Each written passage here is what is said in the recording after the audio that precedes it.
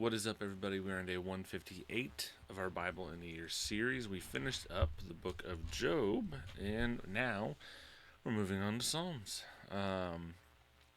If you're not familiar, Psalms is a lot of songs, poetry type writings. And so there is some, like we've talked about before, there's some flowery language, there's some intentional uh, I don't know how to say it. Intentionally over exaggerating on things to get a point across, or things like that. Um, but a lot of the Psalms are written by King David. Not all of them, but there's a lot that are. And what's kind of interesting to do is that when we get to some of them that are by David, um, we can kind of see where, excuse me, where David was in his life, kind of at the time of writing. So I know there's one that when I'm blanking, when David lost the child that Bathsheba had. I believe there's one that's attributed to that time, and some while he was in hiding and things. There's a lot of interesting stuff, and again, it adds kind of another level of depth to David seeing these writings while knowing like what was going on in the moment or what he was dealing with at the time, things of that nature. So it's interesting. Like I said, adds some more depth, adds another level to it, and we will jump in. We're gonna do like 5 chapters a day but Psalms there's a lot of chapters, but they're not super long, so it shouldn't end up being too long. Actually, may end up being shorter because some of these are really short. But we'll jump straight in. Okay. Psalm 1. How happy is the one who does not walk in the advice of the wicked, or stand in the pathway with sinners, or sit in the company of mockers. Instead, his delight is in the Lord's instruction, and he meditates on it day and night. He is like a tree planted beside flowing streams that bears its fruit in its season, and its leaf does not wither. Whatever he does prospers. The wicked are not like this. Instead, they are like chaff that the excuse me that the wind blows away. Therefore, the wicked will not stand up in judgment, nor sinners in the assembly of the righteous. For the Lord watches over the way of the righteous, but the way of the wicked leads to ruin. And that was chapter 1. So yeah, see, some of these are pretty short. Chapter 2. Why do the nations rage and the peoples plot in vain?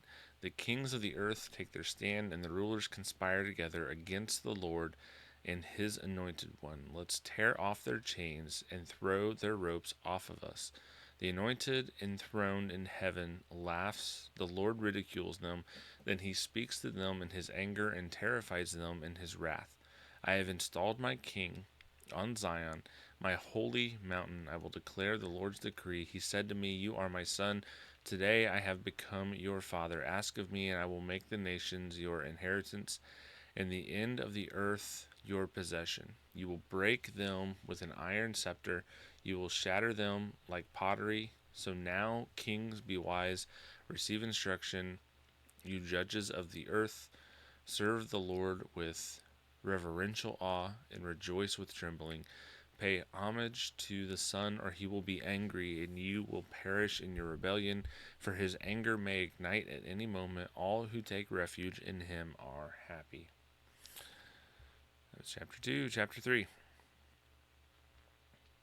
So here, and they will sometimes have, I guess you can't see my mouse, up here at the top. If you're watching If you're not watching, you're just listening, you can't see this, but at the top it does say that this is a Psalm of David when he fled from his son Absalom. So you'll remember Absalom kind of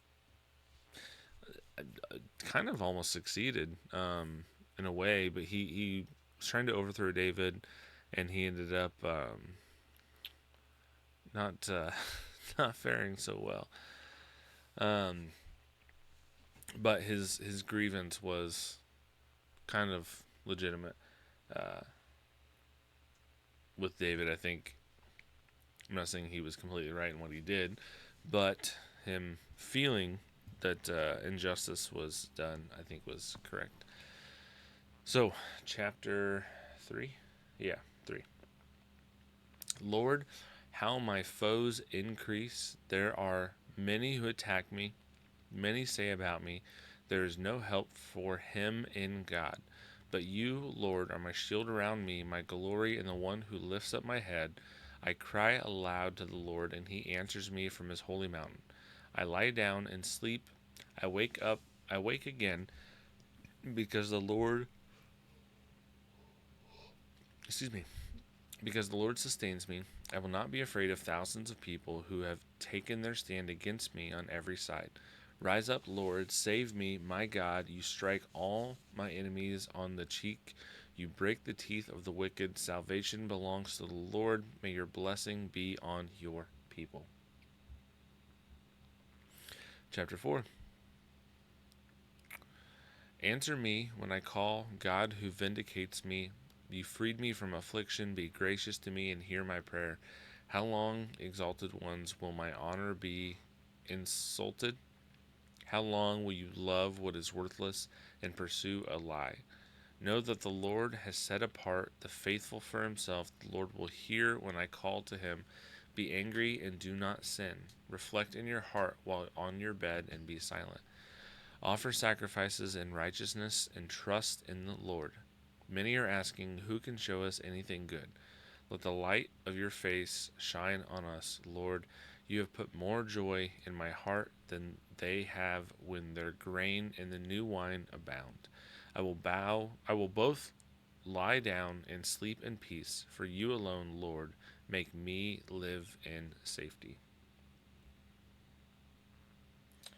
Chapter 5. Listen to my words, Lord. Consider my sighing. Pay attention to the sound of my cry, my King and my God, for I pray to you. In the morning, Lord, you hear my voice. In the morning, I plead my case to you and watch expectantly, for you are not a God who delights in wickedness.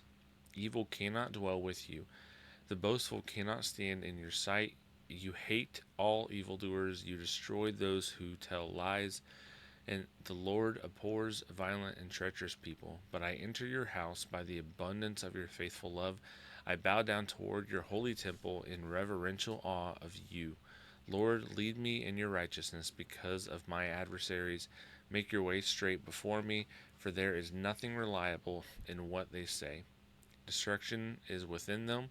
Their throat is an open grave. They flatter with their tongues. Punish them, God. Let them fall by their own schemes. Drive them out because of their many crimes, for they rebel against you.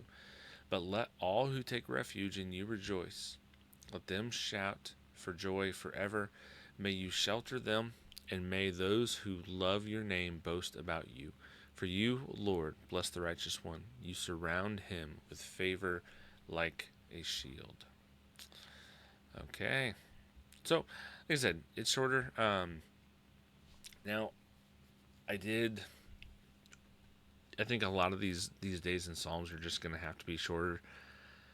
When I was planning these out, I originally was putting more Psalms in a single day. The problem with that is that, the total amount that we're covering isn't like impossible to cover. It's just that a lot of the Psalms are not necessarily like, in Job, like one chapter flowed into the next. Genesis, Exodus, every book we've covered so far, really one chapter flows into the next. but the Psalms are a collection of different things. It's not like continuously telling a story along the way, and so it's very very choppy. And so we're already doing 5 of those per day, and I don't want to. If we do too many in one day, it's going to lead to stuff getting missed. Yeah, and I want to avoid that as much as I can. So, with that being said, we'll jump into our questions. Question 1. Psalm 1 contrasts the flourishing righteous with the fleeting wicked. How does this imagery challenge us to consider the enduring value of rooting our lives in God's Word over worldly pursuits? This is fitting coming off of the heels of Job, I feel like. You know, things in this life will change. That's pretty much a guarantee. Things in this life will change. Regardless of how much you try for it to not, regardless of what plans you put in place, things, worldly things change. They are not constant. God is constant. God never changes. And so rooting in Him is what makes you be able to withstand storms and to stand up in enduring pressures and things that we may be going through, or things that may come against you. So that's the importance. Like, you can still take something from your personal situations, or things that give you comfort in this life. That's not necessarily wrong. I think you should just know that those things change, and those things are not going to be constant like God. Question 2. The cries for refuge in Psalms 3 through 5 express deep trust amid distress. How might these prayers prompt us to reflect on the role of honest lament in strengthening our dependence on God as our shield? So, yeah, this is something that I brought up several times when we were in Job. The idea that you can really bare your heart to God, right? You can be open, you can pour yourself out to God, and that's not meaning that you don't trust God. Um, on the contrary, it can mean that you do trust God. Like, you're saying, you trust Him in this situation, even though you don't know what's going to happen, even though you don't know why you're going through this, or what to expect, or anything like that. You're still going to trust Him. So it's not like a either this or that type of thing. It can be both. And I think what we see, and we see this in a lot of the Psalms, it's a lot of pouring your heart out, not knowing what to do, not knowing the things that are going on, asking God to step in to help, and things like that. And I do think the Psalms are good for that.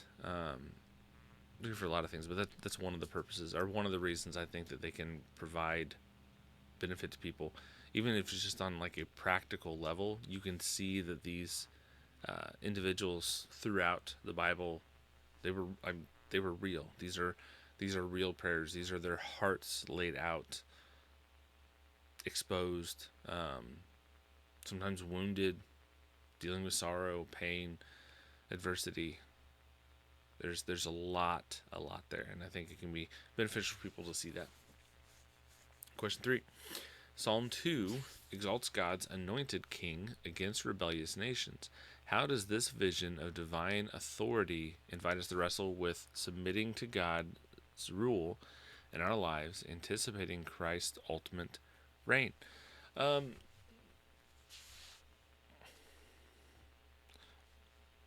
Ultimately, if you don't want to submit to God now, you're not going to want to submit to God for all eternity. Now that's I'm trying to think of how to say this.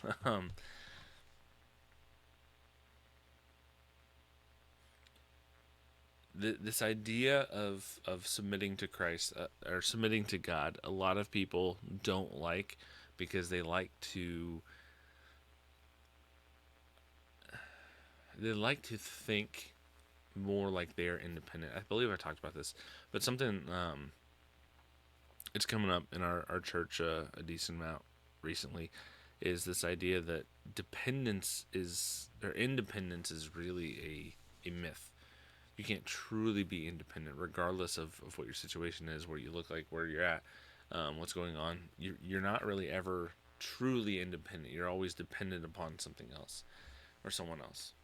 And so, really, it's just choosing who you're going to be dependent to, who you're going to submit to, and whether do you like it or not, Christ is coming back. He is going to reign, and you can submit to him, or or not, and it's not good if you don't. Um, yeah. So that'll be about it for today. Again, I'm gonna try to stop more throughout, and talk, um, bring up tidbits and things like that, just because it's gonna be a lot faster getting through the chapters. But hope you guys have enjoyed it. Hope you like it. Don't forget to like, comment, and subscribe. I enjoy reading comments and interacting with people as much as I can. Share this with others. Word of mouth is the best way the podcast spreads. So if it's been a blessing to you, you can share it to other people. It can be a blessing to them as well. Tomorrow we'll be back in Psalms. We're going to be sitting in Psalms for a few days. There's 150 something, maybe 150 exactly. But there's a lot of Psalms. So there's 150 exactly. I was thinking it was 152. I don't know where I was getting that from.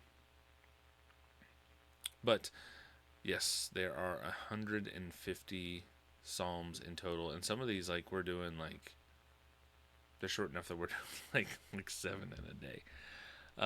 But we are going to be camping out in Psalms for a little while, a couple weeks, and it's good stuff. It's weird, I've always been in involved in music and worship and things like that, for not really always, but for most of my life. And a lot of people have assumed that because of that I like Psalms, or I like the things like that. I've never really, like, been a super huge fan of Psalms. That's not a book that I typically go to. I don't dislike it, but it's just not something I would always go to. But I've grown an appreciation for it, especially looking at it like connected to other places. And there's some crazy Psalms, stuff that I don't think a lot of people realize that we're gonna get to when we get to them. So don't go anywhere. Come back tomorrow. It's gonna be great stuff. Thanks. God bless.